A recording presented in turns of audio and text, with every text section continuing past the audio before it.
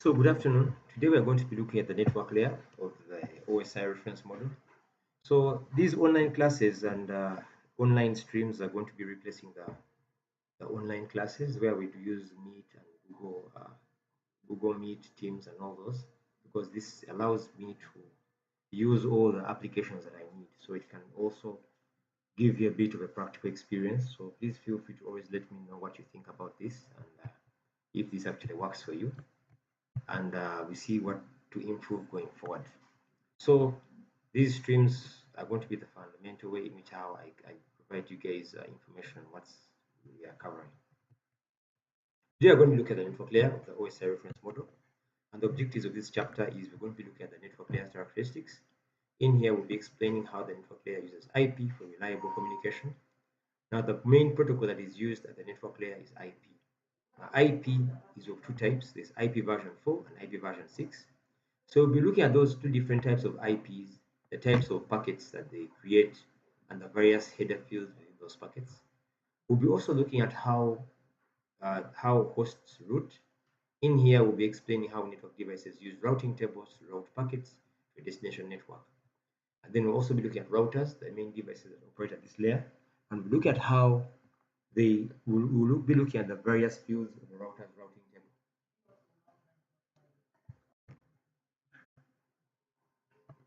So the network layer is at layer number 3 of the OSI reference model, and the main protocol at this layer is IP, and IP is of two versions. One is called IP version 4, on which we base our IP version 4 addressing, that is the decimal addressing, and then IP version 6, which was supposed to be a replacement, which is a replacement of IP version 4, which bases on hexadecimal.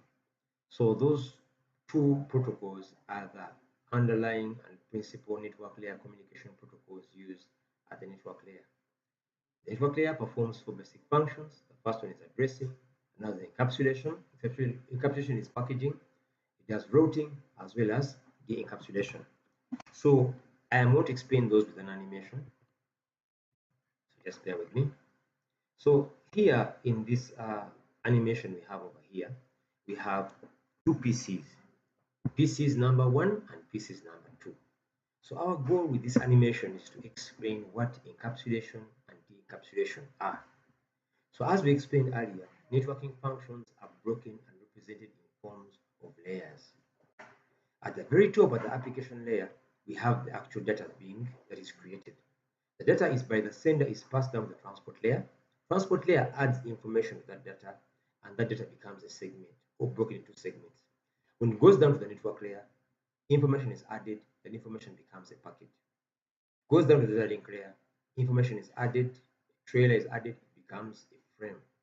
So that frame is then encoded into signals, ones and zeros, whether in light or electromagnetic or electrical pulses, transmitted as ones and zeros to the destination. Destination decodes them, and then the destination will begin what they call de-encapsulation.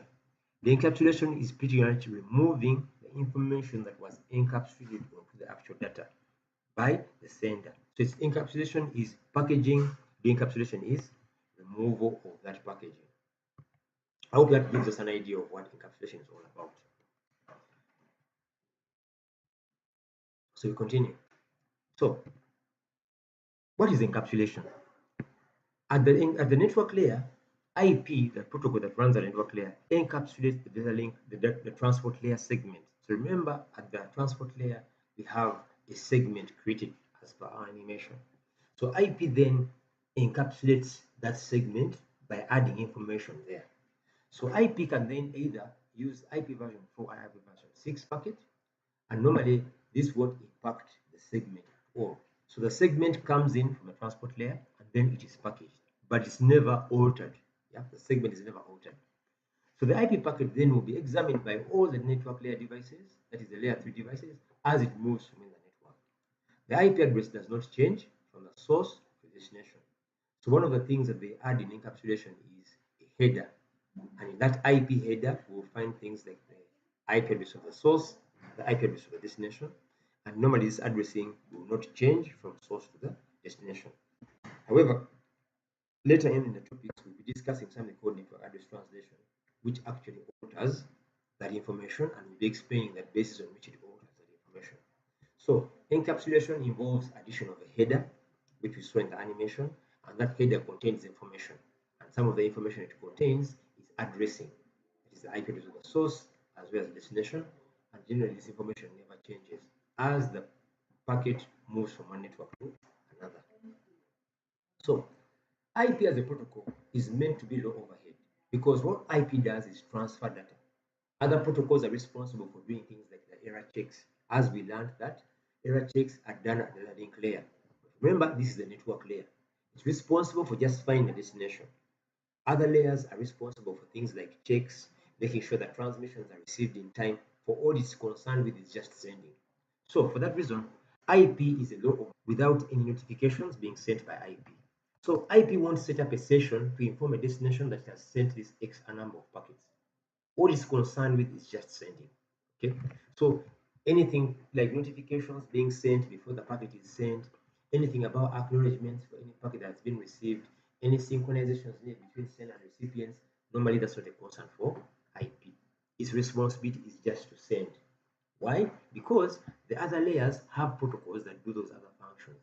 So it won't be a function of a network layer because IP already just sends. So if there is not a need for connection-oriented traffic, then another protocol will handle this, for example, TCP at the transport layer. So IP is best effort. Best effort, as I explained earlier, IP just sends. So it won't guarantee if a packet has been delivered or not. Its responsibility is just to send.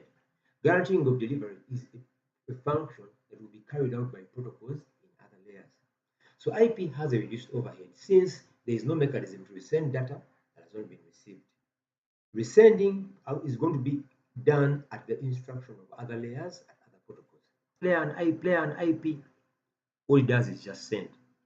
Then IP is also media independent. IP will not concern itself with the type of frame required for the link layer or media type at the physical layer. So IP can be sent over any other media type, copper, fiber, or wireless. Excuse me. So why? Because the layer that's responsible for media access is the link layer. So because data comes from the network layer to the data link layer, that's the data link layer's responsibility to wonder which media to deal with, to be concerned with which type of media should be transmitted on. Because remember, media access is a function of the data link layer. Well, it's not a function of a network layer because network layer has IP and that's what IP does. So generally, my explanation for this is that the networking functions have been broken down in form of layers, with each layer having a protocol performing a specific function. So the protocols in one layer will support the protocols in another layer. For example, right now, IP is simply sending, but then the data link layer protocols like Ethernet are going to be responsible for ensuring that as IP is sending data, errors are checked. Out of sequence packets, transport layer realigns them, and so on and so forth. So, because it's media independent, the network layer will establish something called a maximum transmission unit. Network layers receives this from the control unit sent by the data, and then the network establishes the MTU size. The maximum transmission unit basically sets the size of data that can be transmitted at every given point in time. So it sets the maximum and minimum size of packet that can be transmitted. So this is all normally established in advance. So then IP simply sends packet that conform to that maximum transmission size. Fragmentation is another situation whereby a layer 3 device splits an IP version 4 packet into smaller units. Fragmenting normally causes latency, and IP version 6 doesn't fragment packets. For example, if an Ethernet goes from Ethernet to a slow wide area network, it uses a smaller MTU.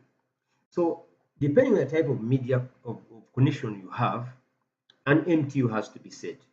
On a fiber optic link where you have higher speeds, normally the MTUs are higher because of the higher capacity that fiber has.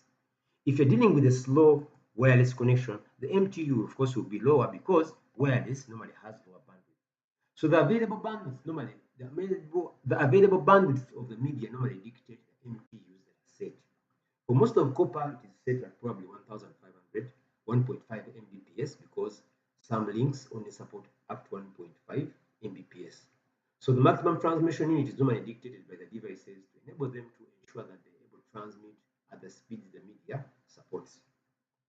And it also manages the transition from one sort of media to another. For example, if you're having an Ethernet connection going to a fiber to a wireless, MTU helps ensure that the transmission size is adjusted to fit the media. Yeah. For example, on your Ethernet on your network in the lab using copper cable connecting to fast Ethernet switches running at 100 Mbps. But eventually, you'll be accessing another a wireless device will also be there through the Ethernet connecting outward. So there has to be different MTUs from when the data moves from copper cable to wireless or from wireless to copper to enable transmission to be effective. So we look at an IP version 4 packet. IP version 4 is the common addressing that we use to date.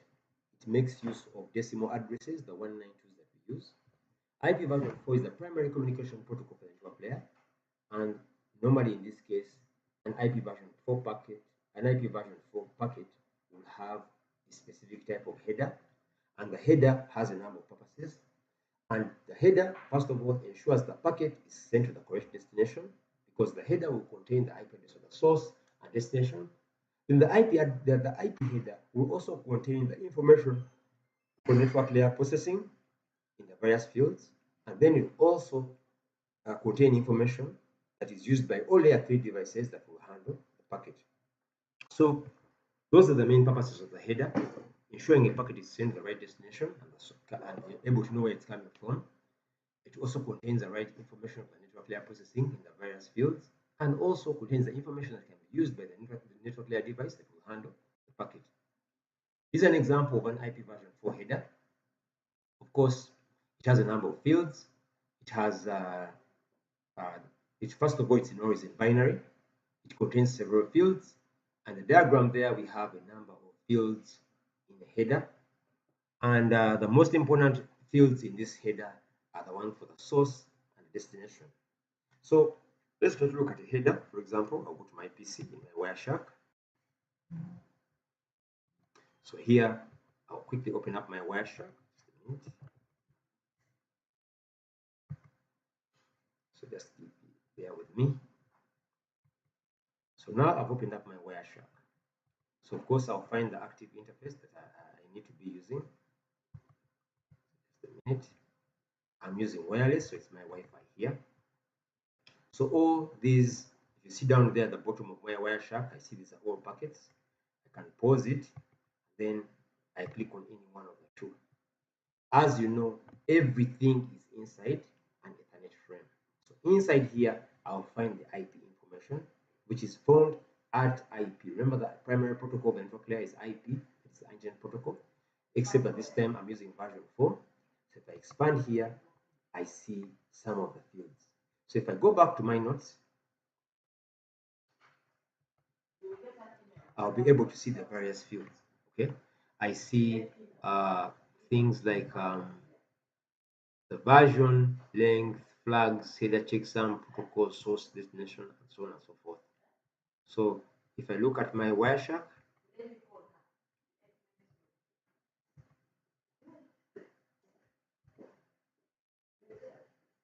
just a minute, I can see some of these: time to leave, the protocol, efficient services field, the length, the version, all the information that is required, time to leave, protocol, and so on. So it contains lots of information, but all of this is found inside the frame.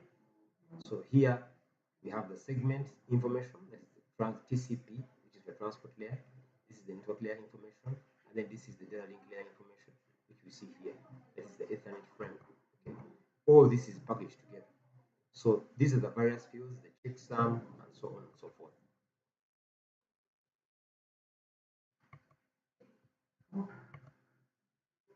So you've been able to see some of these fields: the time to leave, protocol, header, checksum. I can go back so you can find these fields.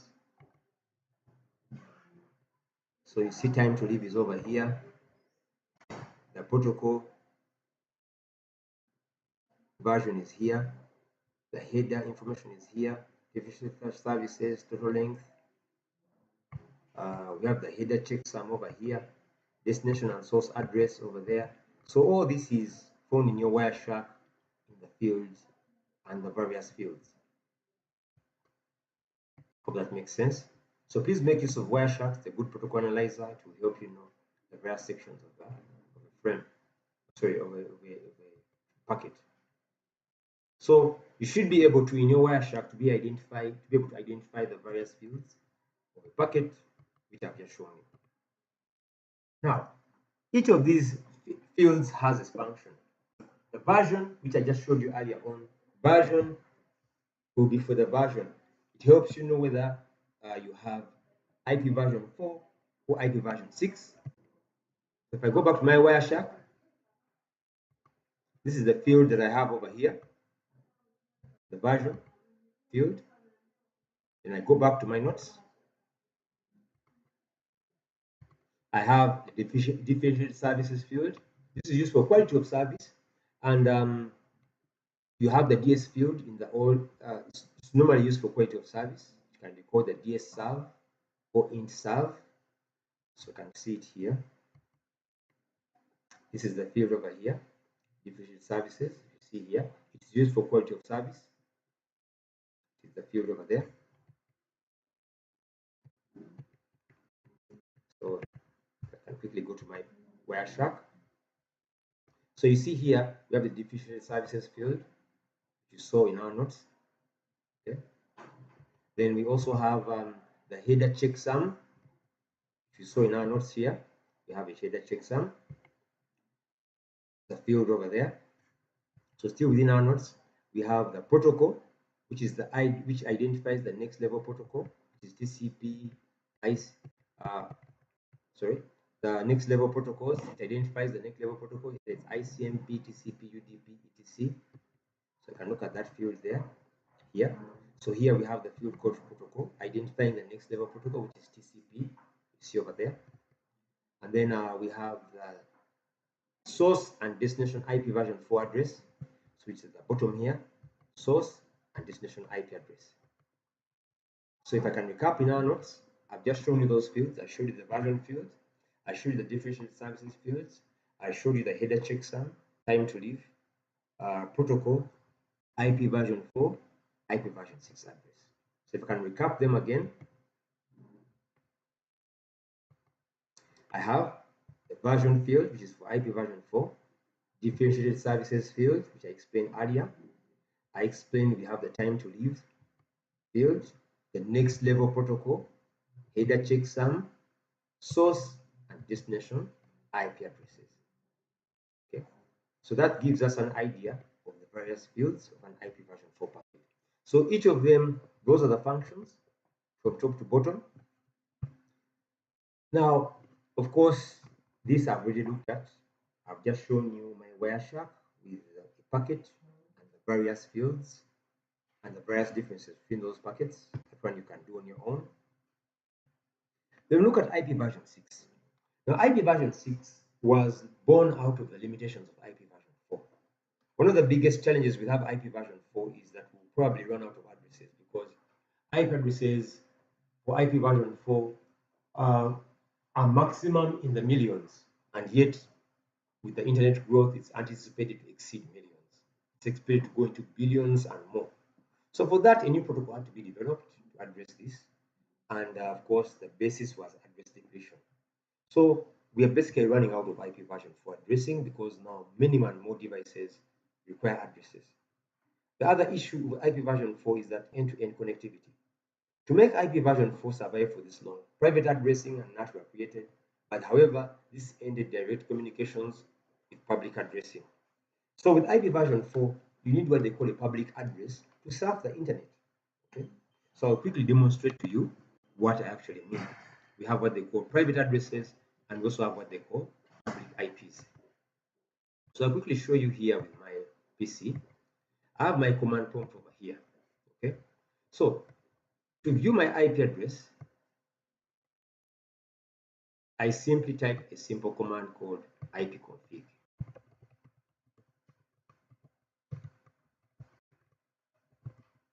ipconfig will return to me my IP address. However, this is what they call a private address, because this address I can only use it within my local network.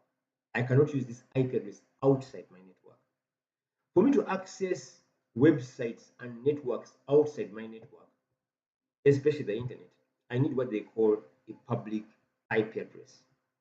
To know your public address that you are known by on the internet, I am going to quickly show you something called what is my IP. What is my IP? Just a minute. So I'll quickly remove this.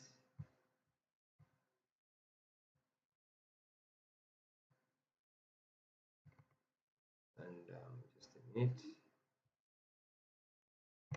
Okay. So now I get to my browser.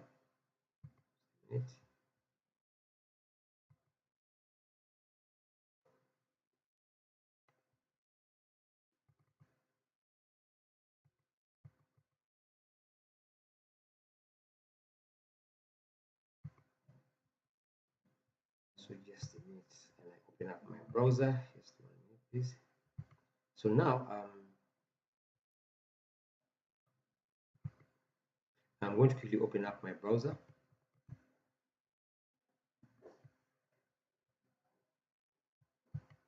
Hope you can see my browser. Oh, no, just showing. Just give me a second. Let me have my browser open up. Just a second. Just a second. Just 1 minute, please.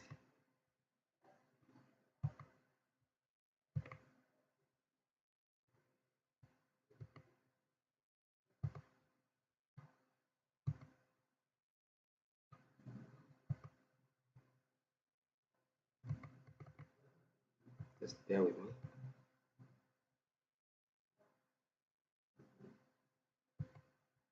Okay, so this is my browser. Now, I'll quickly open up my browser and show you a website called What is my IP. So what is my IP ordinarily should return me the IP address that I'm known by on the internet.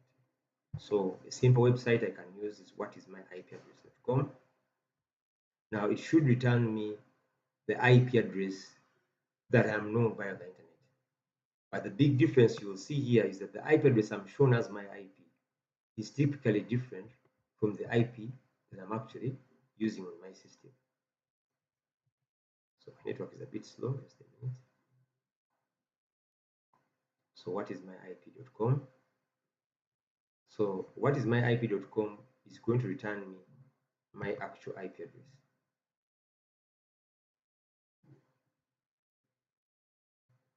So wait, let it load.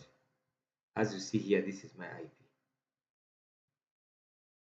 81.199.18.179. So this is the address I'm using. It's a public address, but it's the address that I'm known by. So it basically means that on the internet, they know me as that address. However, if you look at my computer, on my actual PC's command prompt, I'm known by a different IP address. My IP is 192.168.6.11. But on the internet, this is my IP address. I am 173.81.199. that. Okay, so that is the IP address I'm known by on the internet. So all that is because of IP version 4. The IP version 4, check another site here. What is my IP address? Try a different website. That site may be a bit slow. Let me see this here. But nevertheless, you can go to whatismyip.com, compare the IP that you see on the website versus the IP that you have. You will help elaborate my point better. That we have different IPs. So because we have different IPs, there is no end-to-end connectivity. The IP I'm known by at the outside cannot directly connect to my PC because my PC has a different IP. So because of this, we don't have end-to-end connectivity. A person on the outside cannot connect directly to my PC because my actual IP has been hidden behind another IP. Okay, so because of that, there is no direct way a person on the outside can connect to my actual PC because they don't know it. They know me by a different IP. Okay, so that creates the lack of end-to-end network connectivity. So, of course, with IP version 4, there's increased network complexity. The network address translation is exactly the reason why we have different IPs on the outside and different IPs on the inside, what we just shown you. And that makes a network very complicated. Network address translation is meant to be a temporary solution, and it creates issues on a network. And the side effect is manipulating network headers and addressing. Network address translation creates latency and, of course, creates lots of troubleshooting issues. The main issue here is that on the outside you're known by a different IP, but then on the inside you have a different IP. That creates a lot of complications because systems don't even know who they are communicating with. So when you try that, what is my IP? You notice that the IPs always differ. And that is, the reason is because of network address translation. And it was created to conserve on addresses, which is one of the limitations of IP version 4. So because of those limitations, IP version 6 was created, and it was developed by the Internet Engineering Task Force, and whose goal was to overcome the limitations of IP version 4 addressing. It added a number of improvements. The first one is it improved on the address space. Remember, before we had 32-bit addresses in IP version 4, now we have 128-bit addresses, which is over 3 times more. It improved packet handling by ensuring that the packet was less complex. It reduced the number of fields. As you show the IP version 4 fields, there are so many differential service fields and so on and so forth. So it reduced the number of fields that make up a packet. And of course, it has eliminated the need of NAT because NAT is not needed because we have many more addresses available. Network address translation is normally a mechanism used in IP version 4 to conserve on addresses by making some addresses hide behind others. So what is my IP is giving you a different IP address from your PC because your network has what they call network address translation. All your traffic of your local IP is being translated to an external public IP. So if I go back to my video here, my illustration, if you see here on what is my IP, my PC itself has the address 192.168.110. However, because I have network address translation on my network, my address has been translated to 81.199.18.179. So for our PCs to surf the internet, all of us need to have public IPs. So what network address translation does is that it enables multiple PCs to share the same IPs. So in your computer lab, when you all say what is my IP, you'll all be getting one IP because all your PCs are using one public IP to access the internet. They are sharing it. And the reason why they are sharing it is because there are few IP addresses available. And that's what IP version 6 aims to. So making sure that many systems don't need to share one IP. Instead, they all have their own unique IP that can enable them to be accessed across anywhere. So over there, we have an illustration of IP version 6. As you see, that is the address space comparison. So IP version 6 will support up to 1 decillion, that is 2 power 33 addresses. While for IP version 4, we stop at just a billion. So with the internet growing, IP version 4 addresses won't be enough with just a billion. But with IP version 6, you will be able to have much more address space. So here we have an IP version 6 packet. Of course, the header is much more simplified, but not smaller. The header is fixed at 40 bytes of octets long. There are several fields that have been removed to improve performance, and the fields that were removed were the header checksum, frame offset, and the flag. So let me see if I can get us an IP version 6 packet, although I'm unlikely to do so because I'm on an IP version 4 network. So let me see if I can find anything. Yeah. So yes, I don't have anything here, but in the lab, you'll be able to find some IP version 6 traffic because I'm on a strictly IP version 4 network, so I don't have anything much to do with the IP version 6 traffic on my network. So we'll leave it at that. But in the labs, you should be able to view these fields. So the significant fields are the version. You'll find the version section, which will show you the type of IP, which is IP version 6, the traffic class, which is used for quality of service, flow label, which informs the device how to handle identical flow label. It's the same way.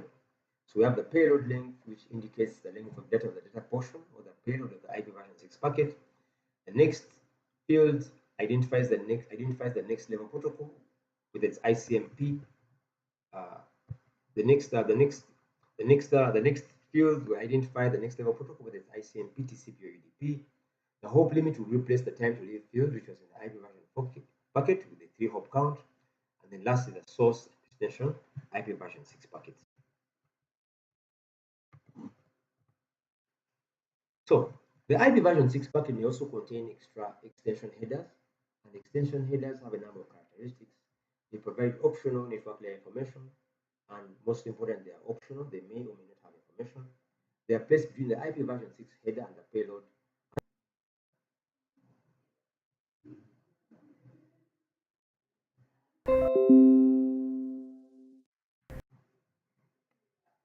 So you should be able to view the IP version in the labs. You should be able to view the IP version 6 traffic and the various header fields. So let me explain again for those who missed, because it seems I got disconnected at some point. The way you can view IP version 6 traffic is by simply looking at your Wireshark. There's a stop ribbon over here. Choose IP version 6 and press enter. You should be able to see IP version 6 traffic. So in mine, I don't see it because I'm on strictly IP version 4 network. So we continue.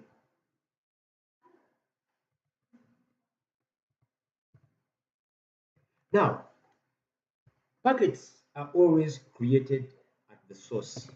Of course, for any communication, data is created at the source. Every source will contain every PC will contain its own routing table. Now, when a PC is sending data, it can send packets to a number of destinations. The first destination that a PC can send data to is the PC itself. The PC itself, and this normally is sent by the loopback address 001. It can also be sent to the local hosts, that is the devices on the same network, and also remote hosts, which are devices which are not on the same network as itself. So a PC can send that to itself, PCs on the same network as itself, or PCs on different networks than itself. The source device determines whether its destination is remote or local. So when you're sending data to a device, the sender will determine whether and they can be local or remote. How does it determine? For IP version 4, the source will use its own address and subnet mask along with the destination address. For IP version 6, the source uses the network address and the prefix advertised by the local router. Local traffic, that is traffic going to the same network as the host itself, is dumped outside the host interface to be handled by an intermediary device, normally a switch. Remote traffic is forwarded directly to a default gateway on the local area network. The default gateway is normally a router, and its main goal is to link one network to another. So a router or a layer 3 switch can be a default gateway. The features of a default gateway are it must have an IP address in the same range as the local network. It should be able to accept data on the LAN and is capable of forwarding the traffic off the LAN and routing it to other networks. If a device has no default gateway or a bad default gateway, traffic will not be able to leave